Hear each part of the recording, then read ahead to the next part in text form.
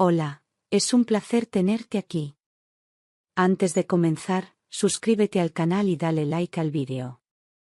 Durante 20 años creí vivir un matrimonio sólido con Martín, el hombre que juró amarme para siempre frente al altar y que con una sonrisa cómplice me prometía cada día que éramos invencibles, que nada ni nadie podría romper lo que habíamos construido. Recuerdo las cenas en casa, los viajes en familia, los domingos de café y periódico donde nuestras manos se tocaban sin decir palabra, como si el tiempo se hubiera congelado en una rutina amable y protectora. Nuestros amigos nos llamaban la pareja ideal, y yo me convencía de que lo éramos, de que esa armonía cotidiana era amor maduro, verdadero, eterno. Criamos 2 hijos, superamos pérdidas, luchamos juntos contra las tormentas de la vida, y jamás imaginé que debajo de esa calma aparente podía esconderse una mentira. Vivía tan segura de su amor que incluso cuando dormía en su pecho, jamás cuestioné su fidelidad, ni una sola vez. Era mi esposo, mi refugio, mi verdad más firme, o al menos eso creía hasta que todo se quebró con una sospecha que nunca pedí tener. Últimamente llegaba tarde sin dar explicaciones, con excusas vagas que se deshacían en el aire como humo, y una mirada esquiva que evitaba la mía como si le quemara. Se duchaba nada más entrar en casa, a veces incluso antes de saludarme, como si necesitara borrar rastros de otra vida. Su móvil ya no quedaba sobre la mesa como antes, ahora lo llevaba encima a todas partes, incluso al baño.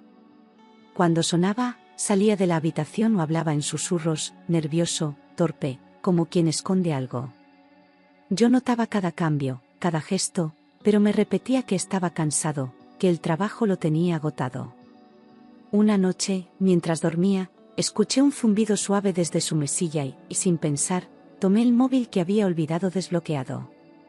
Fue como una puñalada lenta. Un mensaje en la pantalla decía: "Te echo de menos, mi amor", acompañado de un corazón rojo. Sentí cómo se me helaba la sangre, cómo se paralizaban mis dedos mientras leía esas 5 palabras que no estaban destinadas a mí.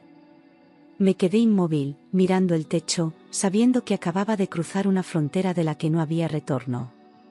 Esa noche no dormí, fingí hasta el amanecer que no había visto nada. Pasé días convenciéndome de que era un error, de que quizás el mensaje no era para él o era una broma sin sentido. Le observaba como si buscara una señal de que seguía siendo el hombre que conocí, el que me miraba con ternura y no con culpa. Me obligué a actuar con normalidad, a preparar la cena, a preguntarle cómo estaba, como si nada se hubiera roto dentro de mí. Prefería engañarme a enfrentar lo que ese mensaje implicaba, como si mi silencio pudiera hacer desaparecer la verdad. Pero el silencio no borra nada, solo prolonga la caída.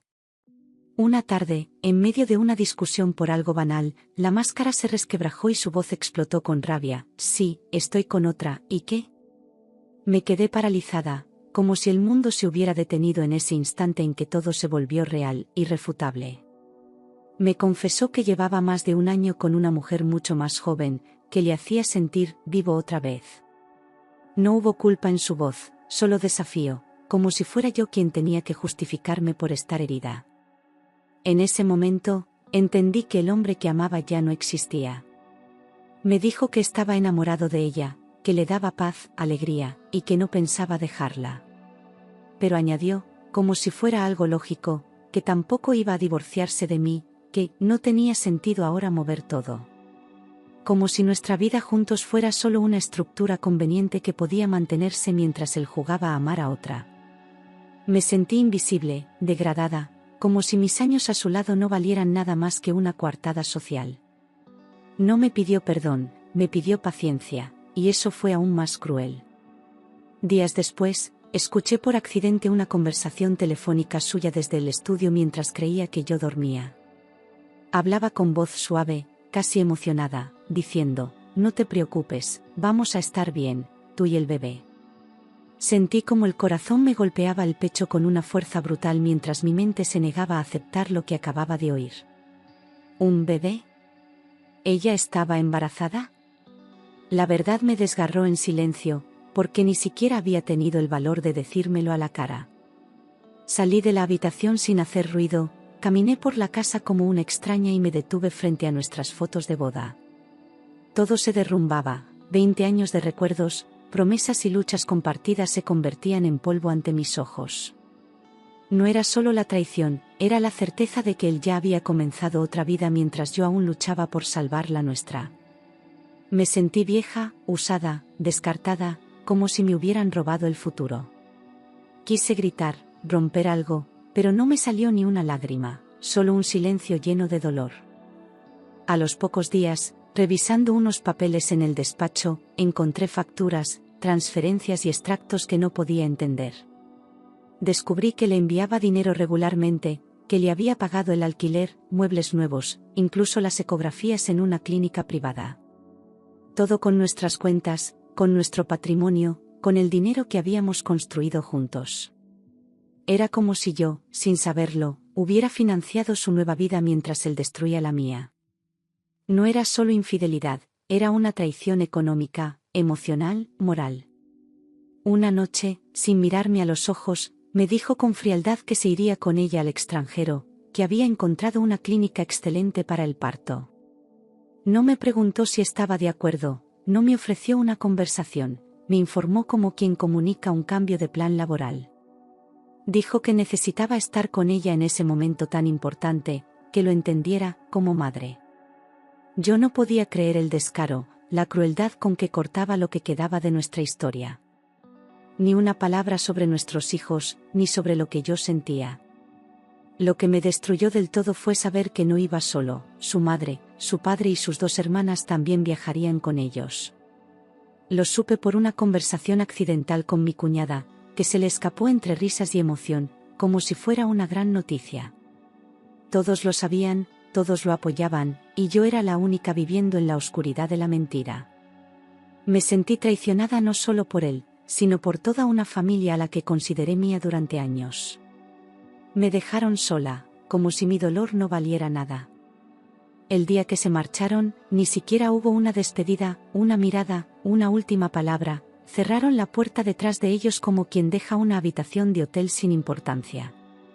Dejaron la casa en silencio, sin recoger sus cosas, sin limpiar el rastro de su traición. Me senté en el sofá vacío y supe, con una certeza helada, que algo dentro de mí también se había ido con ellos. No era solo el abandono físico, era la manera brutal en que me convirtieron en un estorbo sin rostro. Me borraron de su presente sin remordimientos. Durante días no pude comer, no pude dormir, solo lloraba en silencio abrazando una almohada que aún tenía su olor.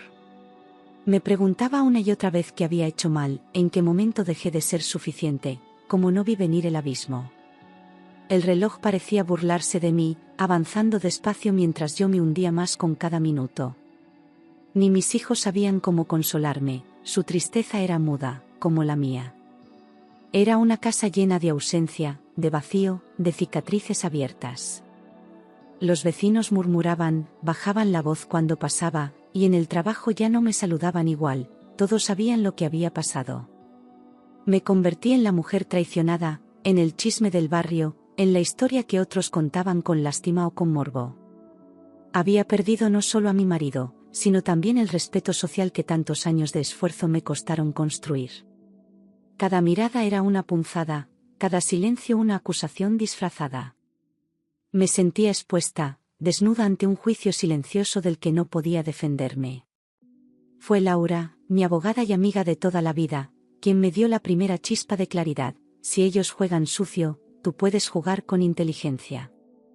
Me lo dijo sin odio, sin rencor, pero con una convicción que me hizo despertar de la parálisis. Yo no había elegido esa guerra, pero ya que la habían comenzado, no pensaba quedarme quieta. Aún tenía mi nombre, mi dignidad, y más poder del que creía. Ese día supe que había terminado de llorar. Esa misma semana, con los ojos aún hinchados, empecé a revisar papeles guardados en archivadores que llevaban años sin tocarse. Escrituras, contratos, cuentas bancarias, movimientos de inversión, todo lo que habíamos compartido durante 2 décadas. Descubrí cláusulas, firmas, fechas que había olvidado, detalles que ahora tenían un peso inmenso. Cada hoja que leía era una pequeña chispa de control que regresaba a mis manos. Ya no era solo una esposa herida, era una mujer armándose legalmente.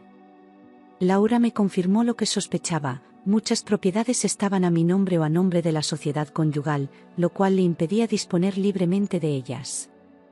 Él había sido descuidado, confiado, pensando que nunca necesitaría protegerse de mí. Pero yo había firmado cada papel, había participado en cada inversión, y legalmente tenía más fuerza de la que él imaginaba. Esa revelación no me devolvió la paz, pero me dio una nueva postura. Por primera vez, tenía ventaja. Sin decir nada, sin mostrar una sola emoción, comencé a mover las piezas de mi venganza legal. Fui al banco, al notario, a la gestoría, revisé cada firma, cada documento, cada número. Laura me acompañaba en silencio, como una sombra leal, guiándome paso a paso. No necesitaba gritar, ni discutir, ni vengarme con palabras. Solo tenía que prepararlo todo en silencio, y esperar a que volviera. Puse una alerta por posibles movimientos irregulares y solicité la congelación temporal de las cuentas conjuntas alegando discrepancias financieras. El banco accedió sin dudar, revisaron todo y encontraron inconsistencias suficientes para suspender el acceso. En cuestión de horas, él ya no podía usar ni un solo euro de las cuentas que tanto había utilizado sin escrúpulos. No me tembló la mano, porque ya no era miedo lo que sentía, sino estrategia. Era el primer paso, y solo el principio. Contraté a un cerrajero y, en menos de una hora, la casa que había sido nuestra se convirtió en mi refugio privado. Cambié todas las cerraduras, el código del garaje y notifiqué legalmente que él ya no tenía autorización para entrar sin mi consentimiento. No era venganza, era protección, necesitaba recuperar mi espacio, mi tranquilidad, mi seguridad. Cuando salí al jardín esa tarde, respiré con libertad por primera vez en meses. Esa casa ya no era un campo de batalla, era mi territorio. Anulé todas las tarjetas de crédito adicionales que él usaba desde hacía años, muchas sin siquiera consultarme, cargando gastos personales que luego pagábamos entre los dos. Llamé una por una a las entidades y expliqué que ya no autorizaba su uso, que él ya no tenía vínculo financiero conmigo. Fue un corte limpio, seco, pero necesario. Sentí una mezcla de vértigo y alivio, como si poco a poco fuera soltando una cuerda que me ahogaba. El control volvía a mis manos, y no pensaba soltarlo. Revisé qué propiedades estaban bajo mi firma exclusiva y, sin dudar, puse en venta un local comercial y 2 plazas de garaje que él ni siquiera recordaba que existían.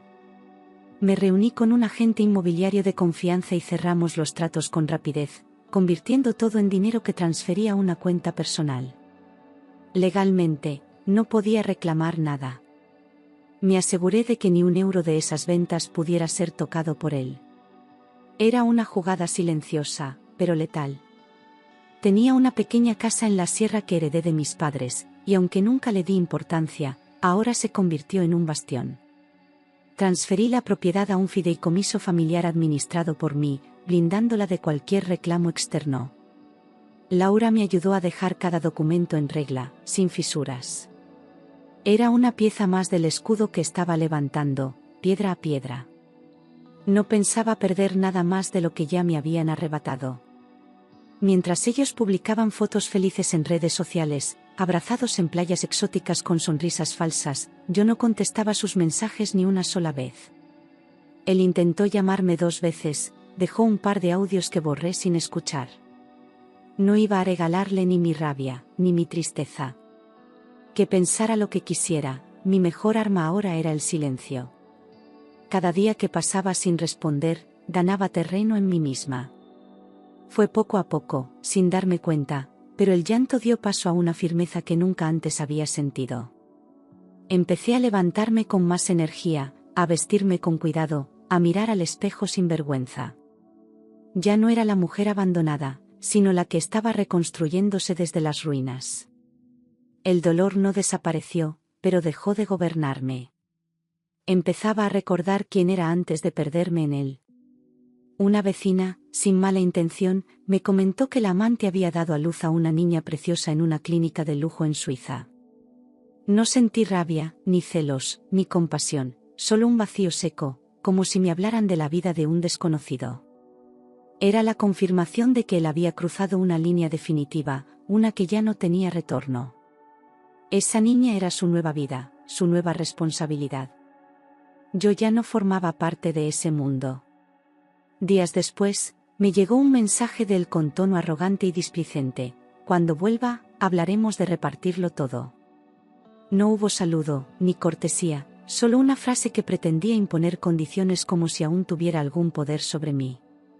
Me reí sola, no por burla, sino por el descaro absurdo. Seguía creyéndose dueño de todo, incluso de mis tiempos, de mis decisiones. Pero no sabía lo que le esperaba. No respondí. Ni una palabra, ni un ok, ni un no. Guardé el móvil en el cajón y seguí mi día con absoluta calma, como si ese mensaje jamás hubiera llegado. Porque ya no necesitaba confrontarlo, no tenía que explicarle nada. La verdadera respuesta estaba en lo que había hecho mientras él jugaba a ser padre perfecto. Sabía que cuando pusiera un pie en España, nada sería como antes.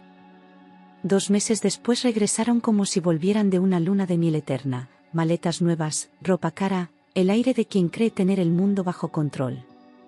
Bajaron del coche como si todo les perteneciera, sin imaginar que la realidad había cambiado. Martín llevaba a la niña en brazos y la amante los seguía con mirada altiva. Sonreían como si no les debieran nada a nadie. Yo observaba desde la ventana, en silencio, sabiendo que la caída estaba por empezar. Intentaron sacar dinero del cajero de siempre y descubrieron que las tarjetas no funcionaban. Luego llegaron a casa y, al poner la llave en la cerradura, no giraba. Tocaron el timbre, empujaron la puerta, revisaron los bolsillos, confundidos. Llamaron a la compañía de seguridad, que confirmó que solo yo estaba autorizada.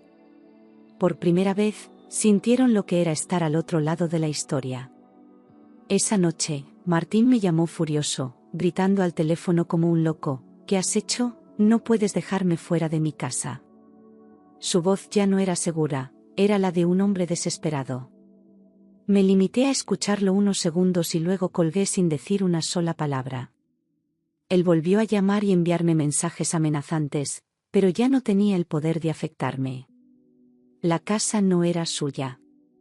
La historia ya no era suya. Le envié un mensaje breve, claro y definitivo: cualquier comunicación deberá hacerse a través de tu abogado. No hubo insultos ni explicaciones, solo la frialdad precisa de alguien que ya no necesita gritar para ser escuchada. A las pocas horas, recibió una notificación oficial que le prohibía el ingreso a la propiedad sin orden judicial. Ya no estábamos en el terreno emocional, ahora todo se resolvía en tribunales. Él empezó a comprender que no estaba preparada para ceder ni un centímetro. Su madre me llamó histérica, acusándome de arruinar la vida de su hijo, de separar a una familia feliz, como si yo hubiera inventado todo. Me gritó que la niña no tenía culpa, que debía pensar en el bienestar de todos y no en venganzas egoístas. La escuché en silencio, dejando que se desahogara, hasta que colgué sin responder. Nunca habían levantado la voz por mí, ni cuando lloraba, ni cuando él se fue. Ahora que perdían privilegios, sí sabían defenderse. Una tarde, sin previo aviso, se presentaron en la puerta de la casa: Martín, su madre, la amante y hasta el bebé en brazos. Llamaron al timbre durante minutos, exigieron entrar, amenazaron con escándalos, pero yo ya había tomado precauciones. Llamé a la policía, mostré los documentos, y los agentes les explicaron que debían retirarse o enfrentar cargos. Los vi alejarse con rabia e incredulidad, como si nunca imaginaran que alguien como yo pudiera enfrentarlos. Esa fue la primera vez que se sintieron realmente fuera de lugar. Él presentó una demanda reclamando la mitad de todos los bienes, convencido de que aún podía intimidarme en los juzgados. Alegó que yo había actuado con mala fe, que tenía derecho a su parte, como esposo legítimo. Pero llegó a la audiencia con arrogancia y salió con dudas, porque mis pruebas eran claras, ordenadas y respaldadas por documentos firmados por él mismo. El juez no mostró simpatía ni condescendencia. Se dio cuenta de que su batalla no iba a ser fácil. Durante la segunda audiencia, el juez revisó cada escritura y cada cuenta bancaria, y confirmó lo inevitable: muchas propiedades estaban registradas únicamente a mi nombre. Lo miró con frialdad y le preguntó si había firmado aquellos papeles sin leer, a lo que él no supo qué responder. Se removía en la silla, incómodo, por primera vez sin la soberbia que lo sostenía. Yo me limité a mirar al frente, sin sonreír, sin provocaciones. La justicia, al fin, empezaba a inclinarse a mi favor. Revisó sus estados de cuenta y descubrió que no tenía acceso a un solo euro, las tarjetas anuladas, las cuentas bloqueadas, las inversiones vendidas. Llamó a su gestor, a su banco, a antiguos socios, pero nadie pudo hacer nada por él. Había confiado tanto en que yo jamás me revelaría que nunca imaginó un escenario donde quedara expuesto. Su expresión cambió, su tono también. Por primera vez, comprendió que estaba solo. Sus antiguos socios, al enterarse del escándalo, decidieron apartarlo de la empresa familiar para proteger su reputación. Las reuniones a las que antes llegaba con orgullo le fueron cerradas en la cara, y los contratos en curso se le escaparon como arena entre los dedos. Nadie quería verse involucrado en un conflicto legal tan sucio y tan mediático. Lo que fue un secreto doméstico ahora se convertía en vergüenza pública. Su caída era tan silenciosa como dolorosa. La mujer que había dejado todo por él comenzó a exigir explicaciones, seguridad, dinero para la niña, una vida digna. Le recriminaba haberla arrastrado a una fantasía sin sustento, a un futuro sin garantías. Lo que antes eran risas y promesas ahora eran reproches diarios, llantos, amenazas de marcharse. Él intentaba calmarla, pero ya no tenía con qué. Lo que construyeron sobre la mentira empezaba a desmoronarse desde dentro. La relación perfecta que tanto mostraban en redes sociales ahora era una jaula sin salida. Ella lloraba a diario, él dormía en el sofá y la niña, ajena a todo, se convertía en un testigo silencioso del desastre. Las fotos felices fueron eliminadas, los perfiles cerrados, los amigos desaparecieron uno a uno. Lo que parecía amor eterno se convirtió en un reproche constante. No les quedaba ni amor ni dinero, solo culpa compartida. Una mañana, tocó a mi puerta. Solo. Sin arrogancia. Sin fuerza. Con los ojos rojos y la voz rota, me pidió una conversación. Dijo que necesitaba entender cómo habíamos llegado a esto, que quería hablar, aclarar, quizá reconstruir. Pero ya era demasiado tarde para reconstruir algo que él mismo había dinamitado desde los cimientos. No me conmovió. Porque la mujer que le abrió la puerta, ya no era la misma que él había destruido. Le abrí la puerta y lo dejé hablar, pero cuando intentó tocarme el brazo, di un paso atrás y lo miré con una firmeza que jamás había visto en mí. Ya no somos nada, Martín, le dije sin gritar, sin lágrimas, solo con la certeza de quien ha cerrado una herida por dentro. Él intentó replicar, pero ya no tenía argumentos, ni derecho, ni lugar en mi vida. Yo no buscaba venganza, solo quería paz. Y esa paz empezaba con su ausencia. Unos días después, volvió a buscarme, esta vez con una idea, beneficiosa para los dos, según él, fingir que seguíamos juntos públicamente para salvar su imagen empresarial. Me prometió una compensación económica, incluso viajes y lujos, si accedía a esa farsa temporal. Pensaba que aún podía comprar mi dignidad, como si no entendiera lo que había destruido. Su desesperación no conocía límites. Pero la mujer que le respondía ya no era la que él manejaba a su antojo. Le respondí con calma, sin necesidad de levantar la voz: no soy parte de tu teatro, Martín. Mi abogado hablará por mí. Vi cómo su rostro se tensaba, cómo tragaba saliva al comprender que ya no tenía control sobre nada.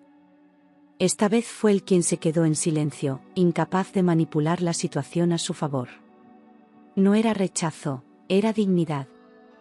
La misma que él había pisoteado y que ahora brillaba más fuerte que nunca. Presenté la demanda de divorcio acompañada de pruebas claras: infidelidad, abandono, malversación de bienes conyugales. Laura preparó cada documento con precisión quirúrgica, sin dejar cabos sueltos. Él intentó frenar el proceso, pedir tiempo, pero ya no había espacio para aplazamientos ni disculpas. Era oficial, su historia conmigo había terminado en los tribunales. Y esta vez, no iba a salirse con la suya. El caso se volvió un escándalo local, apareció en columnas de chismes, en grupos de vecinos, en correos de la empresa. Todos comentaban la doble vida de Martín, su caída financiera, el abandono a su esposa, el bebé fuera del matrimonio. Él dejó de salir a la calle con la misma seguridad de antes, y cada vez que alguien lo miraba, agachaba la cabeza. Se convirtió en ejemplo de lo que no se debe hacer. Su reputación se evaporó más rápido que su amor. Sus padres dejaron de contestarle las llamadas, sus hermanas lo bloquearon de todos los grupos familiares. La familia que antes me atacaba ahora lo señalaba a él, avergonzados de su conducta y del escándalo público. No lo defendían, no lo justificaban, simplemente lo apartaron. Fue él quien se quedó solo, sin apoyo, sin hogar, sin nombre que proteger. Era el precio de sus decisiones, y apenas estaba empezando a pagarlo. La presión lo devoró.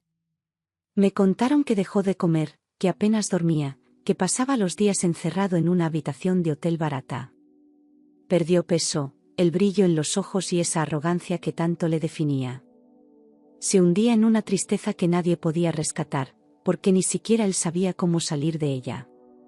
Era la caída final de un hombre que pensó que lo tenía todo bajo control. Una mañana, la mujer con la que lo arriesgó todo hizo las maletas, tomó a la niña y se marchó sin avisar. Le dejó una nota simple: no puedo más. Ya no soportaba la presión, la inestabilidad, la ruina a la que él los había arrastrado. Se fue a casa de sus padres, prometiendo no volver. Martín se quedó solo en una habitación vacía, con las paredes llenas de promesas rotas y ninguna salida. Volvió a buscarme una última vez, llorando, suplicando, diciendo que aún me amaba, que todo había sido un error. Me miraba como si esperara que le tendiera la mano, como si aún quedara algo que salvar. Me hablaba de nuestros hijos, de los años vividos, de los recuerdos que creía aún vivos. Pero lo que no entendía es que yo no era la misma mujer que dejó atrás. Había aprendido a vivir sin él. Lo miré con compasión, no con odio, y le dije: no puedes volver a una casa que tú mismo incendiaste. No hubo gritos, ni reclamos, solo la verdad dicha con firmeza. Él bajó la cabeza y supe que, por fin, había entendido que ya no quedaba espacio para él en mi mundo. Cerré la puerta con suavidad, no con rabia. Era el cierre definitivo, y me sentí en paz. El día de la sentencia, me senté en la sala del juzgado con la espalda recta y la mirada firme, mientras el juez dictaba que la mayoría de los bienes quedaban a mi nombre. Fue un fallo justo, basado en pruebas, no en emociones, pero yo lo viví como una reivindicación silenciosa. Él no dijo nada, apenas asintió, derrotado. La justicia, por fin, había equilibrado la balanza. Salí de allí sintiéndome libre de verdad. Vendí la casa donde todo había pasado, donde cada rincón me recordaba una traición, un dolor, una ausencia. No fue fácil empacar 20 años de vida, pero cada caja cerrada era una puerta que dejaba atrás. Me mudé a otra ciudad, lejos del pasado, de los rumores y de los rostros conocidos. Elegí un lugar pequeño, tranquilo, donde nadie supiera quién fui. Era mi primer paso hacia una vida solo mía. Empecé a estudiar algo que siempre quise y nunca me atreví: restauración de muebles antiguos. Volví a leer, a pasear sola, a viajar sin dar explicaciones, a descubrir que el mundo seguía ahí para mí. Me reconcilié con el silencio, con mi cuerpo, con mis pensamientos, sin necesidad de validación externa. Cada día recuperaba un pedazo de la mujer que había perdido en aquel matrimonio.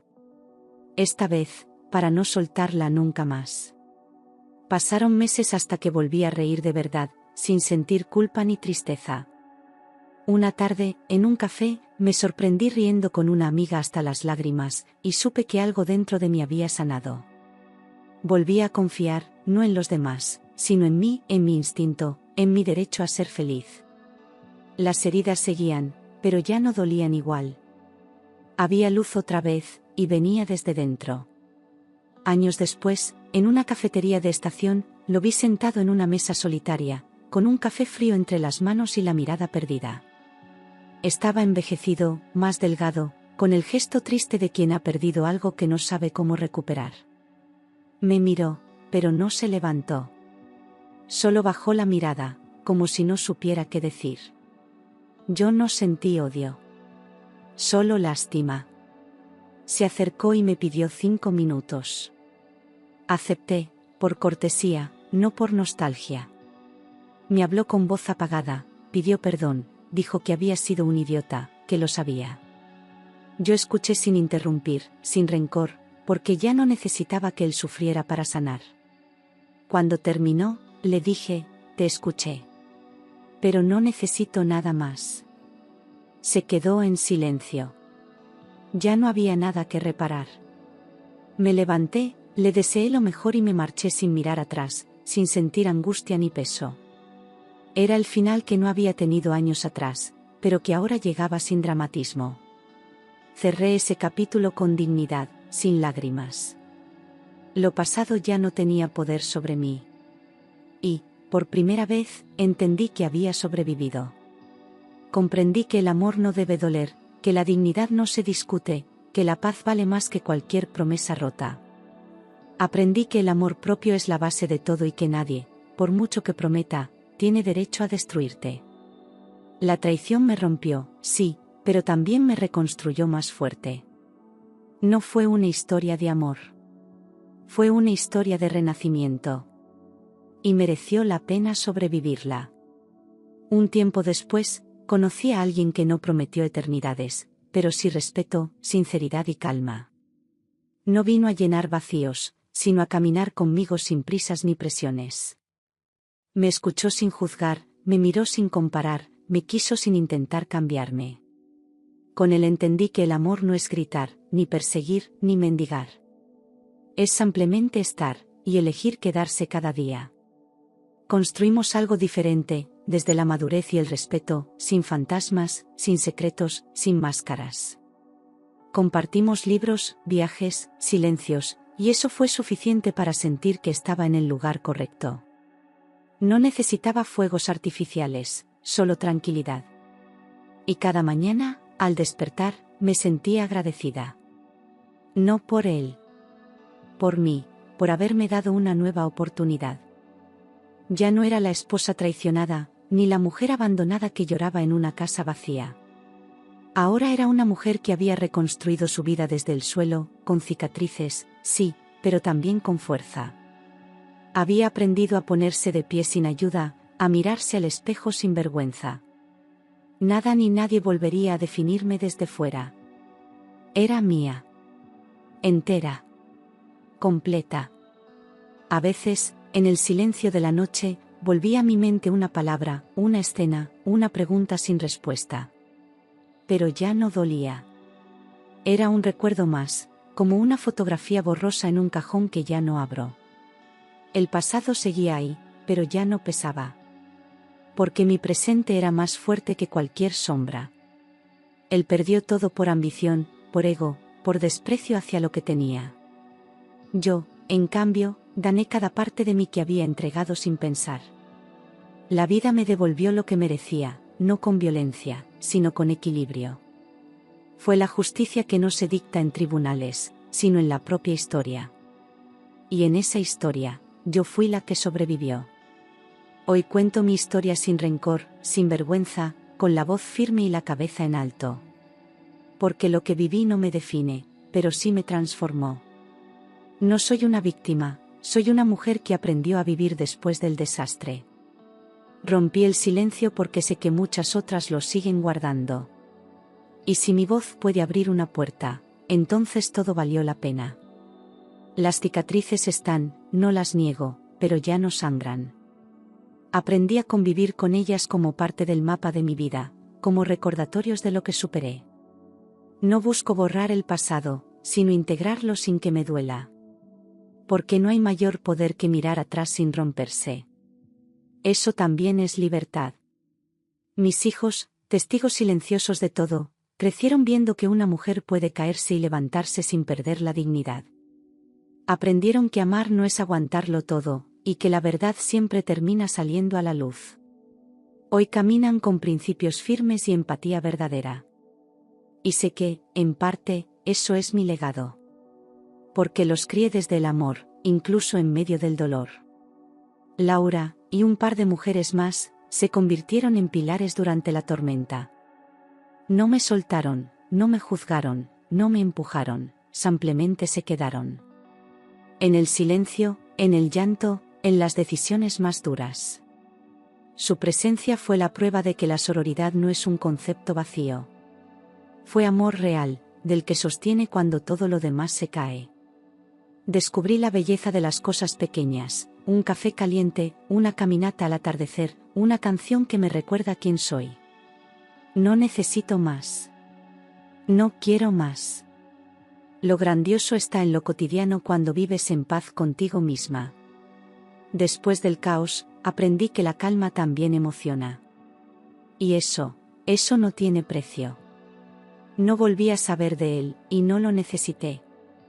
No busqué venganza, ni justicia adicional. Porque el verdadero cierre no lo da el otro. Lo das tú, cuando eliges no mirar atrás, cuando dejas de esperar respuestas, disculpas o explicaciones. Y yo, ya había cerrado esa puerta con todas las llaves posibles. Ahora, cuando me preguntan quién soy, no respondo con un apellido ni con una historia triste. Digo mi nombre, con voz firme, y sonrío. Porque me tengo a mí, entera, fuerte, lúcida. Soy la mujer que se salvó a sí misma. Y eso, al final, es el mayor triunfo de todos. Desde entonces, cada día al despertar, doy gracias por haber tocado fondo, porque solo desde ese lugar pude impulsarme hacia arriba. El dolor me enseñó a distinguir lo real de lo falso, a no conformarme con migajas disfrazadas de amor. Ya no me asusta la soledad, me asusta perderme a mí misma. Porque aprendí que no hay nada más valioso que estar en paz con lo que uno ve en el espejo. Y esa paz no se negocia. He dejado de buscar justicia en las palabras de otros, porque entendí que la verdadera justicia es vivir una vida que nadie pueda manipular. No necesito que él sufra para sentirme bien, porque mi bienestar no depende de su castigo, sino de mi libertad. He soltado todo lo que pesa, incluso lo que alguna vez quise retener con fuerza. Ahora mis manos están vacías, pero mi alma está llena. Y eso basta. No reniego de lo que viví. Cada lágrima me empujó hacia una versión más fuerte de mí, cada mentira me enseñó a valorar la verdad. No cambiaría ni un segundo del camino, porque fue ese recorrido el que me trajo hasta aquí. Aprendí que las ruinas no son el final, sino el comienzo de algo nuevo. Algo que esta vez construí solo para mí. He vuelto a amar. Pero de una forma distinta, sin depender, sin idealizar, sin esperar que otro me complete. El amor ahora es una elección diaria, no una necesidad desesperada. Y si algún día se termina, no me perderé en el abismo, porque ya sé cómo volver a mí. Porque quien se ha salvado una vez, no teme volver a empezar. Sigo escribiendo, caminando, respirando con libertad. A veces me detengo en medio del día y me doy cuenta de lo lejos que he llegado. De lo sola que estuve, y de lo acompañada que me siento ahora por mí misma. No necesito pruebas de que lo hice bien. Solo esta tranquilidad interna, este silencio que ya no duele. Ese es mi verdadero hogar. Lo más bello de haber renacido es que ahora vivo sin miedo. Miedo a perder, miedo a ser dejada, miedo a no ser suficiente. Porque lo peor ya pasó y sigo aquí, de pie, con los ojos abiertos y el corazón en calma. He recuperado mi tiempo, mi voz, mi historia. Y por fin, mi vida me pertenece solo a mí. Esta no fue una historia de derrota, sino de transformación. No fue el fin de un matrimonio, fue el principio de una mujer. Y si mi historia llega a otras que aún están en medio del dolor, quiero que sepan esto: se puede. Se puede sobrevivir, se puede reconstruir, se puede volver a amar. Pero sobre todo, se puede volver a ser una misma.